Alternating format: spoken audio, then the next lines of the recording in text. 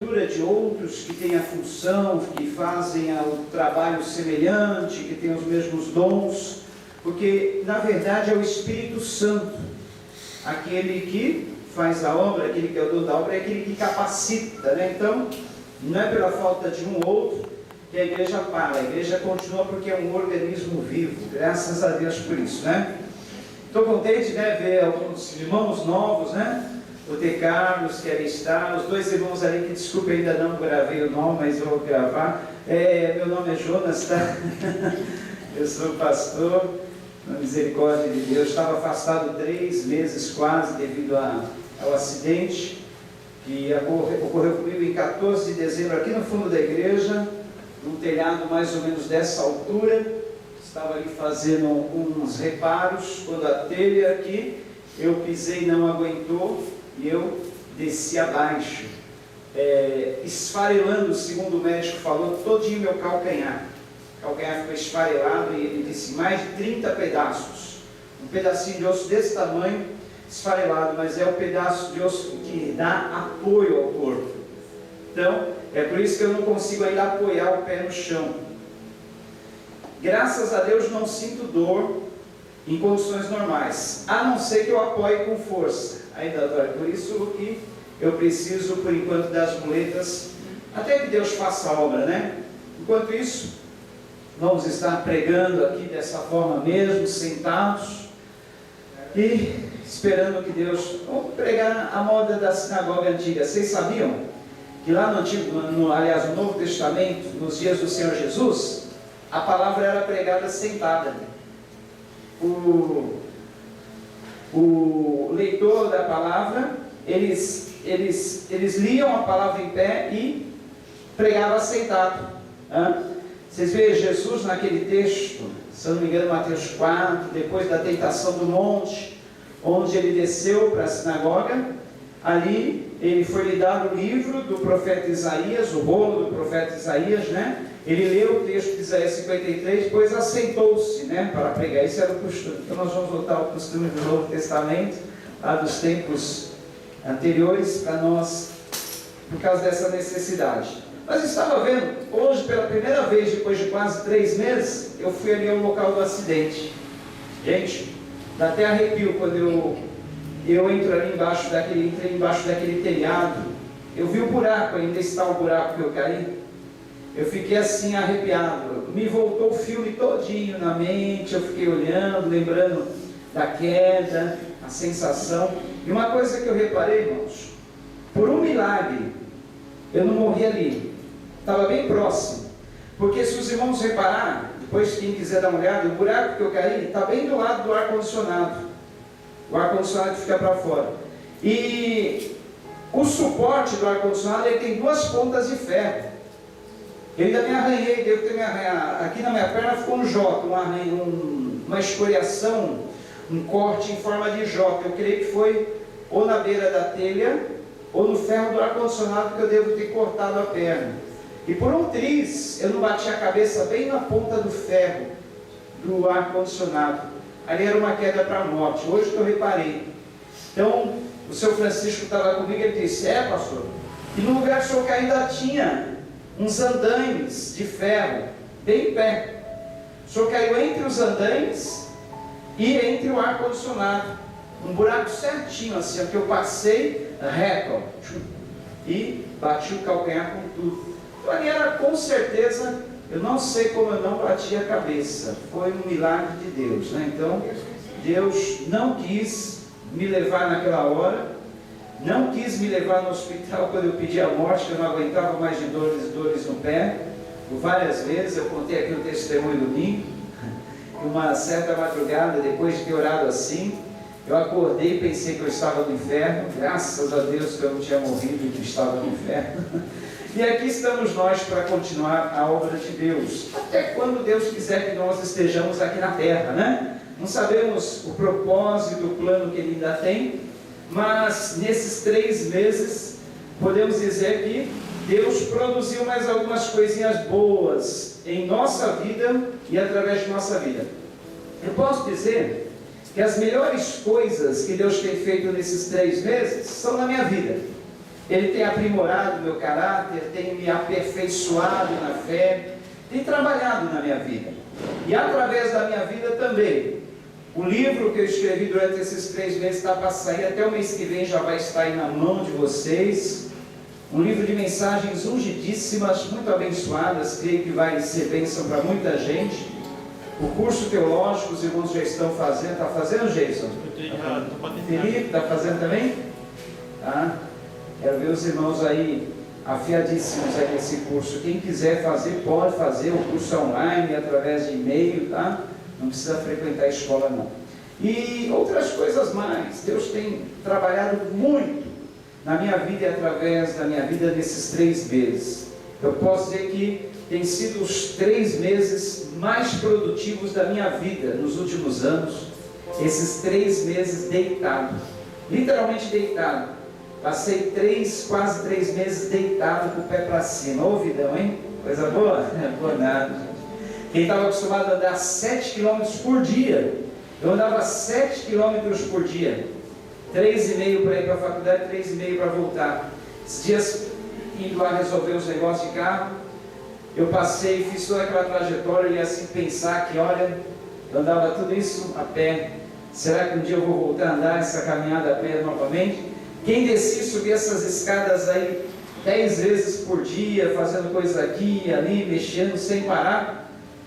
E agora, para descer e subir a escada é um sacrifício, que eu levo uns 5 minutos para descer degrau por degrau, me apoiando, me escorando.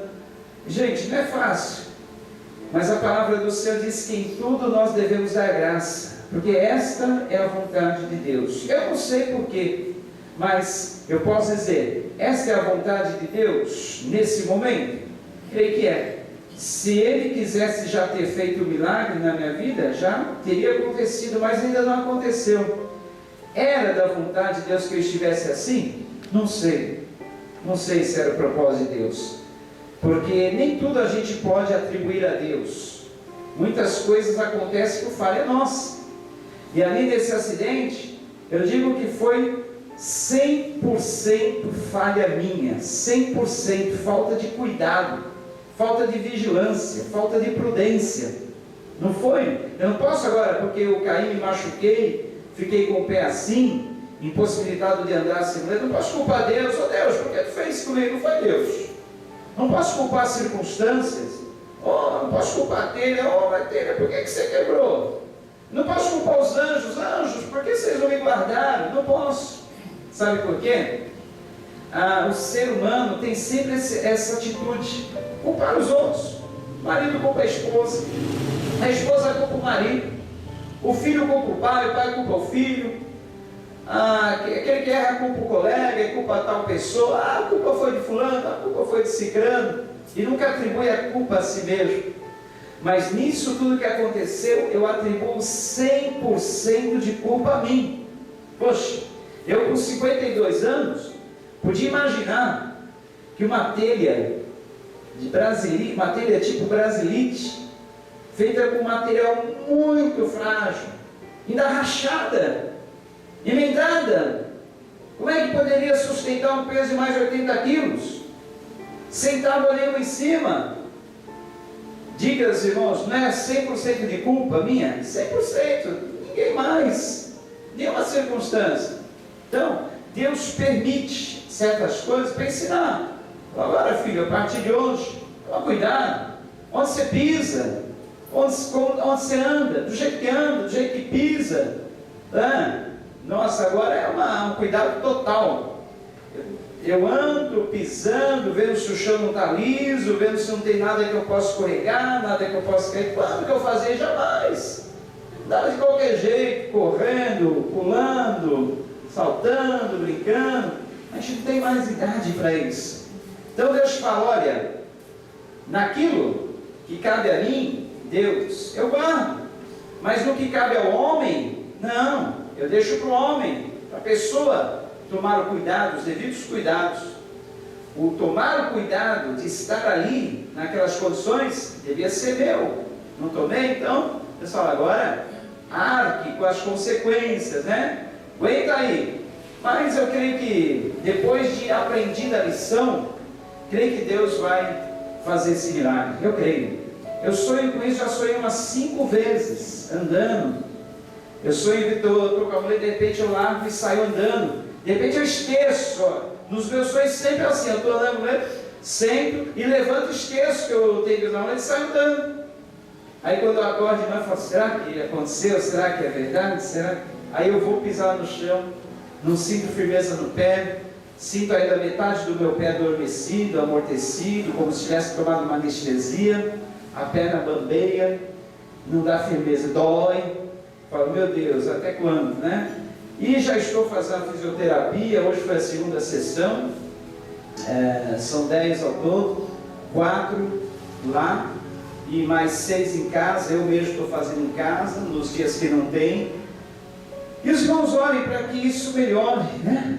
É assim, ore que melhora, né? Então, creio que orando vai melhorar. Os irmãos têm orado? Por mim, tem orado? Tem, né? Amém, graças a Deus por isso. É por isso que eu estou aqui, né? Eu disse que eu não viria antes da próxima ceia, que era dia 14, mas quando o médico liberou para pisar, eu falei, na última consulta, doutor, posso já pisar? Ele falou, com a bota pode. Ah, beleza, era só isso que eu queria ouvir. Eu demorei 7 horas naquele Santo Amaro, só para poder ouvir isso do médico. Ele me atendeu em 1 minuto, contadinho no relógio. Nem olhou para minha cara, perguntou o que eu tinha. Depois de 10 vezes que ele já me viu minha cara, pergunta ainda o que aconteceu. Eu respondi rapidamente, caí no telhado, 14 de dezembro, faz 11 semanas, já posso andar, doutor? Com a bota pode.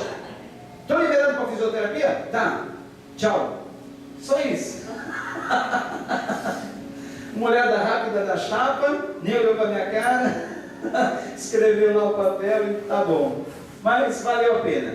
Demorei 7 horas para receber essa escolha. Queria obedecer ao médico. Amanhã depois não aconteceu uma coisa contrária, o tratamento não dá certo, e depois me culparem, está vendo? Não obedeceu o que o médico falou. Deus deixa os médicos na terra, as autoridades médicas, tudo mais, para nos orientar. Então nós devemos seguir a risca, aquilo que eles falam, olha, tome esse remédio, faça esse tratamento, siga a risca, devemos seguir, por quê? Para amanhã depois não sermos responsabilizados. Vamos para a palavra, queridos? Depois dessas breves explicações, nós vamos para a palavra de Deus que está na carta que Paulo escreveu aos Filipenses, capítulo de número 4. Eu vou fazer igualzinho na sinagoga. Os irmãos podem ficar sentados mesmo, tá? Mas eu vou ler a palavra em pé e vou me assentar para pregar, amém? Filipenses capítulo 4, versículos 4 até o versículo 9, nos diz assim, acharam? Nosso projetor deu um probleminha de contato, não projetor no computador, então por isso que nós não estamos passando, mas domingo que vem já creio que está tudo aí. Gente, não é fácil. Eu estava sempre subindo escada, descendo escada, trocando lâmpada, arrumando aqui, arrumando ali. Agora quando eu vejo algumas lâmpadas queimadas, algumas coisas precisam de reparo, a gente dá um desespero, não está de pegar a escada, subir e fazer, mas a gente sabe que não tem mais essa mobilidade. Se algum dos irmãos tem essa facilidade de subir escada, descer escada, para a gente domingo que vem, depois da escola trocar algumas lâmpadas, tem 2 lâmpadas queimadas lá fora, tem 2 aqui. Irmãos puderem, então eu agradeço muito de coração aqueles irmãos que conseguem fazer isso, tá bom? Domingo de manhã, depois que acabar a escola do então. Filipenses capítulo 4, versículos 4 em diante nos diz assim, acharam, hein? Diz assim, alegrem-se sempre no Senhor. Novamente direi, alegrem-se. Seja a amabilidade de vocês conhecida por todos. Perto está o Senhor. Não andem ansiosos por coisa alguma, mas em tudo, pela oração e súplicas, e com ação de graças, apresentem seus pedidos a Deus.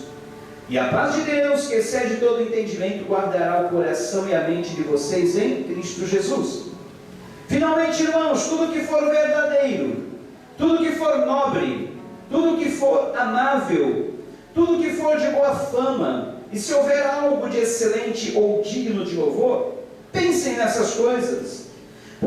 ponham em prática tudo que vocês aprenderam e receberam, ouviram e viram em mim. E o Deus da paz estará com vocês. Oremos. Senhor nosso Deus, queremos nessa noite te agradecer. Eu particularmente te agradeço, Senhor, por poder estar aqui, por poder estar vivo, porque como diz a tua palavra, os mortos não te louvam. Eu posso estar aqui nesta noite, vivendo, respirando, tendo fôlego de vida, andando, ainda que auxiliado por muletas, mas eu posso dizer que eu estou vivo, caminhando e glorificando o teu nome, Senhor Jesus Cristo, porque tu és digno de toda honra, de toda glória, de todo louvor, de toda exaltação, de ações de graça, de soberania. Tu és digno de todo domínio, tu és digno de força, honra, glória, poder, majestade.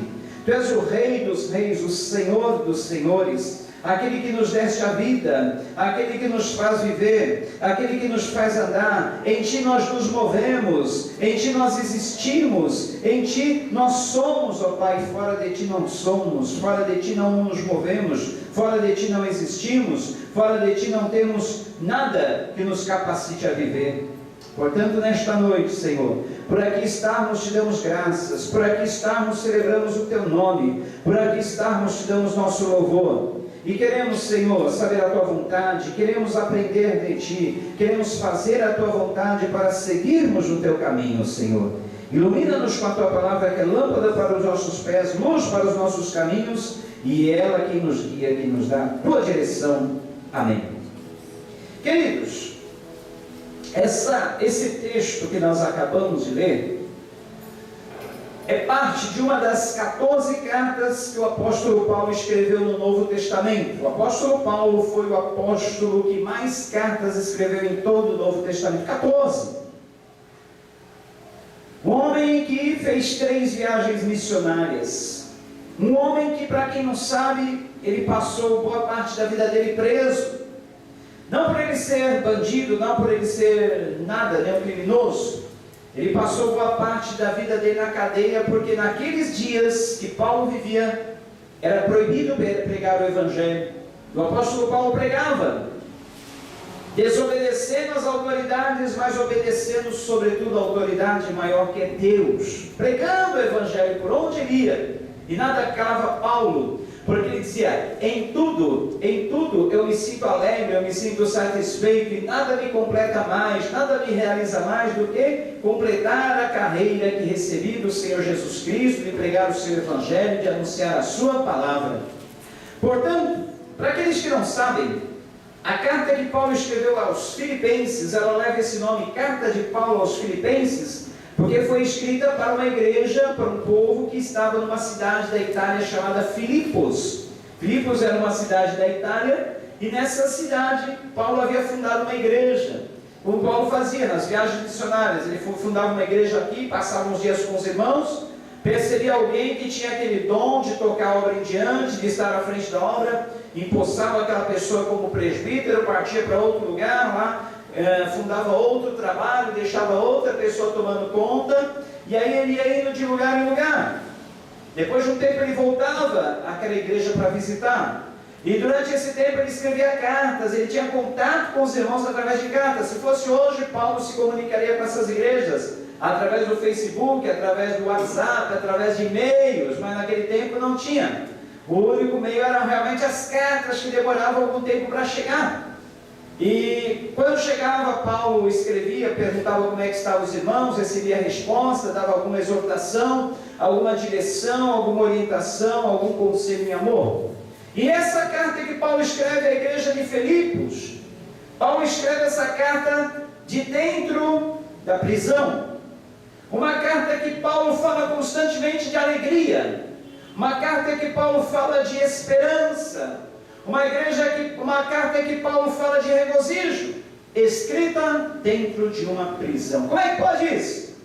Quem lê a carta de Filipenses e vê Paulo escrevendo: alegrem-se, meus irmãos, outra vez digo, alegrai-vos no Senhor, tenham esperança, seja o equilíbrio de vocês notório a todos. Dá a impressão que Paulo está numa boa, deitado numa rede, tomando uma aguinha de coco, ao som das águas do mar, bem ali numa das praias do Oriente, bem tranquilão. Mas não, Paulo estava dentro de uma prisão, e aquela prisão não era uma prisão privilegiada, como hoje alguns caras têm o privilégio, sala especial, prisão privilegiada. Não, naqueles dias, mesmo para criminosos que não tinham nenhum perigo, não ofereciam nenhum perigo como Paulo, muitas vezes eles ficavam em cárceres que tinham teto baixo demais, não podiam ficar muito tempo em pé. Eles às vezes ficavam acorrentados, ou ora preso com os pés e mãos num tronco no meio da cela, outras vezes com as algemas, acorrentados em alguma guarda da prisão ou guarda da prisão. Então era uma prisão daquelas que tolhiam totalmente a liberdade, os movimentos do preso. O preso não tinha muito movimento, não tinha muita liberdade, era uma cadeia agonizante. E Paulo, escrevendo aos irmãos, principalmente a Timóteo, ele diz: olha, Timóteo, não se envergonhe das minhas cadeias não, Timóteo. Peça aos irmãos que não tenham vergonha, porque o seu apóstolo está preso. Diga a esses irmãos, Timóteo, igreja, presbíteros, que através das minhas cadeias, através da minha falta de liberdade, outros têm encontrado a liberdade. Através das minhas prisões, outros têm se libertado. Porque uma das cartas que Paulo escreve à igreja de Roma, ele diz assim: olha, através da minha cadeia, através da minha prisão, todos da casa de César vieram a conhecer ao Senhor. Os da casa de César eram os da família do imperador, eram os servos do imperador, aqueles que trabalhavam para Nero César. E Paulo disse que através das suas cadeias, muitos deles vieram a conhecer ao Senhor. Então Paulo dizia: olha, eu posso estar preso, mas a palavra de Deus ela está solta em mim. Eu posso estar em cadeias, mas a palavra do Senhor ela está livre. Ela está agindo e poderosamente, eficazmente na vida daqueles que necessitam. Então, queridos, não importa, o que Paulo queria dizer com isso? Não importa qual seja a nossa situação, não importa qual seja a nossa circunstância, não importa como nós estamos vivendo. O importante é que o Espírito Santo de Deus está em nós, age em nós, mesmo que o nosso homem exterior se corrompa, mesmo que o nosso corpo se apodreça, mesmo que nós não tenhamos condições de vida, o Espírito do Senhor, esse Espírito que mora dentro de nós, está dentro de nós, ele é inabalável, ele é incorruptível, ele é imperecível, ele não se quebra, ele não se adultera na sua essência, ele permanece sempre o mesmo, ele tem toda a mobilidade, ele tem toda a agilidade, ele faz, ele age, ele se move, ele fala, ele anda, e nada impede o Espírito Santo de Deus. Que maravilha! É por isso que Paulo também disse que nós temos o Espírito Santo dentro do nosso coração, dentro do nosso ser, como um tesouro dentro de um vaso de barro. Porque esse vaso aqui, olha, que é o nosso corpo, pode ser de barro, que é barro.